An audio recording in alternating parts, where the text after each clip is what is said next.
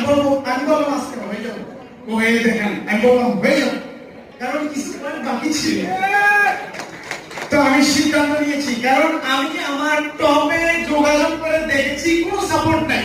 So আমি নিজেকে দেখি, আমার টিমকে দেখি, কারণ আই এম এ লিডার। আমি আমার টিমকে সাপোর্ট করবো। সো আপনারা আমার জন্য দোয়া করবেন, কারণ আমি অনেক ফেস করে করে আজকে এখানে এসেছি। আমি আপনাদের মতো মেম্বার ছিলাম, আমি করোনাতে অনেক 2 বছর জবলেস ছিলাম। সো আমি আপনাদেরকে বলবো, তুর্কি দিয়ে ইনকাম করার কোনো রাস্তা নাই, কোনো প্ল্যাটফর্মে তুর্কি দিয়ে ইনকাম করা যায় না। আপনি আসছেন, লেগে থাকবেন, সিরিয়াসলি কাজ করবেন, সামলাবেন। Good morning.